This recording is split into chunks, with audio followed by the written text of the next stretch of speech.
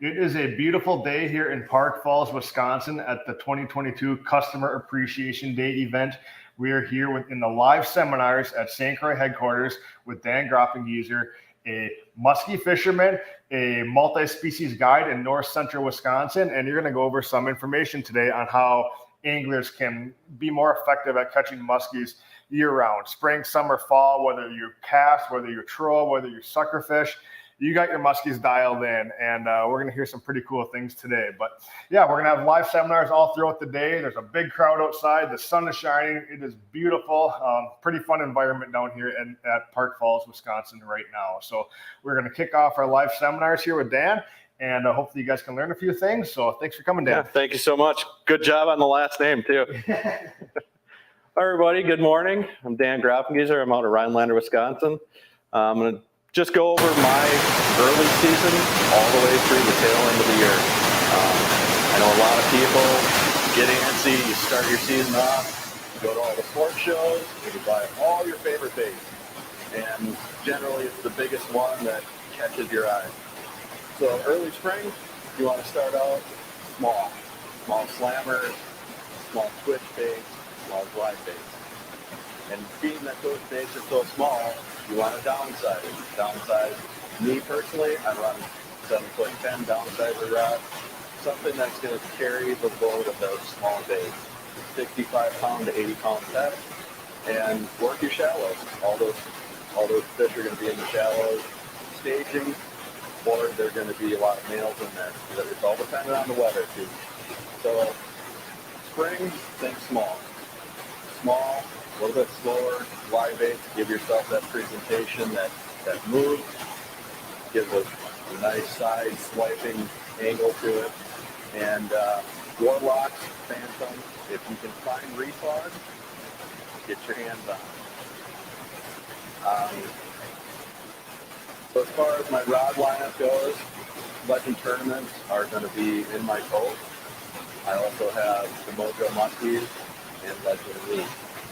Think small, shorter rods, and as the season progresses, I do get asked this, start upsizing your rod.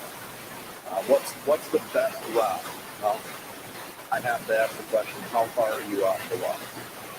So if you've got a large boat that's with high size, 8'6" and a little bit longer is just fine. So as I start moving up in the year, we'll get into post-spawn, and you'll start seeing a lot of these bigger females that go out after spawn, and they're out suspended. As we get to this time period, Father's Day weekend, you'll start seeing a lot more action of these bigger fish. They start moving back into the shallows for feeding times, and you will start targeting them with a little bit larger bait. So a little bit larger crankbaits, surface baits, and bucktail. And that's also when I'm going to start upsizing my rod. So 8'6" medium heavy, fast action, something that you can do decent figure eights with too. And another part of this time of the year, if you're not seeing the fish in the shallows, move out off those breaks and get some trolling time in. So with trolling, you're still going to want to have those smaller baits. I go with we only can use up to 3 lines in our area. So I'm going to start using the smaller Shad, 22 short, slammer 5" rattle shad. And I'm going to be working those edges, and I'll actually move out even further into the base. You don't have to put a lot of line out either. So when you set your board out, put about 10 feet of line out. A lot of these fish are in the water column still recuperating, warming up. So if you get down below them, you're not going to be catching those fish. So spring, spawn, recuperate, they start feeding. You got feeding windows with a full moon. Just remember Father's Day weekend. As summer progresses, then we run a lot of 9-foot rods, bigger baits, rubber, surface baits, and bigger bucktails. So it's going to cause a lot of fatigue. But with those longer rods, you really hold them a lot better, and it's just going to make it a lot easier on your body to work those baits. After the summer period, you get to about August, and you'll start seeing the leaves start changing in the lower regions. A lot of the swamps, the sugar maple will start turning red. You're going to start seeing a lot of those bugs, like the hornets and stuff. They're preparing because they know it's not too long before it starts cooling down. So you start getting north winds, temperatures back in the 60s, cold mornings, you see the fog rolling off the lake. That's when I switch to bucktails.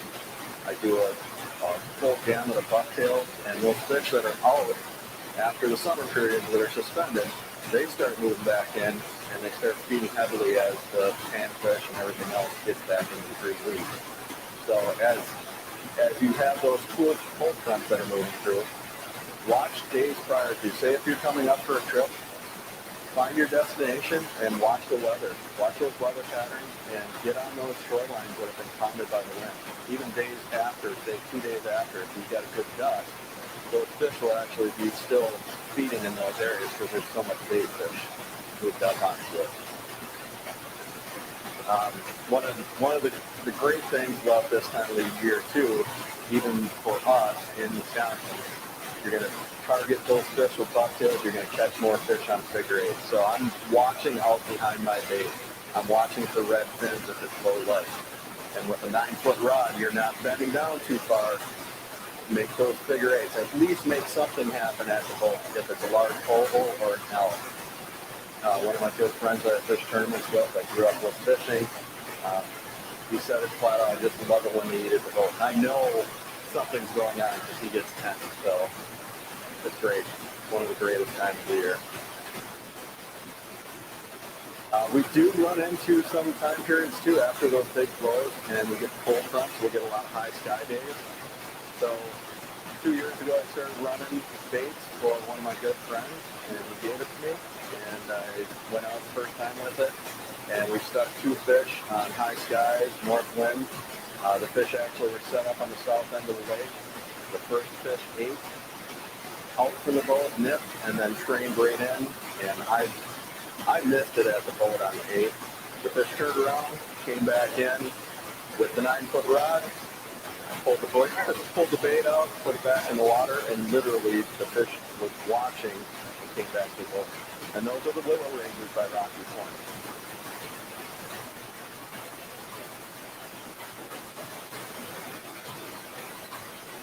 A lot of pressure gets put on that time of year too. So some night fishing thrown in. You'll start seeing the bait fish. They'll start moving in even later too. So make sure you've got good headlamps. Be willing to beat off some mosquitoes because they're even outside today. But be prepared for that. Make sure you've got everything all set up. Make sure your rods are all spooled up nice. You've got mosquito repellent, and chase after them. It's just an amazing time of year. So after we get the big cool downs, our water temps are going down into the mid-50s. We've got sucker time. So I like it when we're right at that 50-degree mark. Otherwise, you will be pulling suckers around. I'm going to be using my same trolling rod, so the Premier Glass Muskie. That way I can use my rods for sucker fishing and trolling it any time period of the year. Mainly, it's a medium action rod where you're going to get a lot of good load out of it. And for what it's worth, buy 1 or 2 suckers. Don't buy a ton of them until it gets super, super cold out.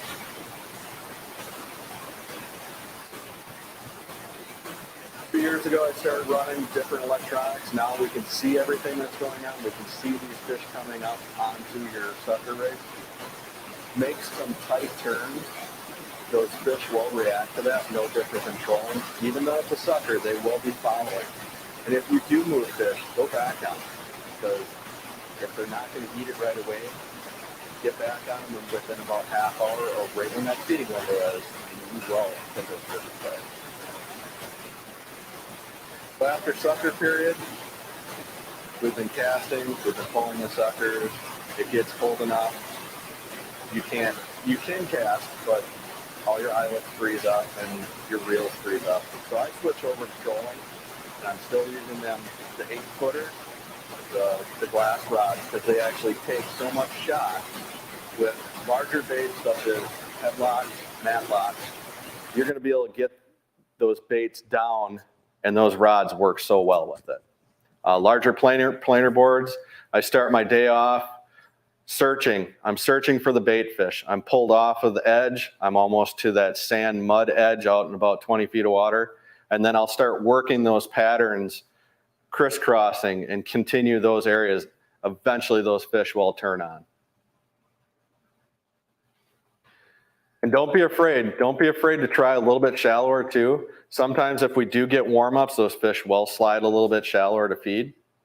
But I'll start out, get on the lake, work my breaks, and get all the way to the edges, and then start watching your electronics and just keep working patterns.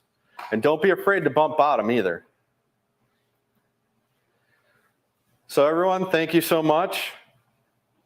It's been a great day so far. The parking lot's filling up. Hope to see you here.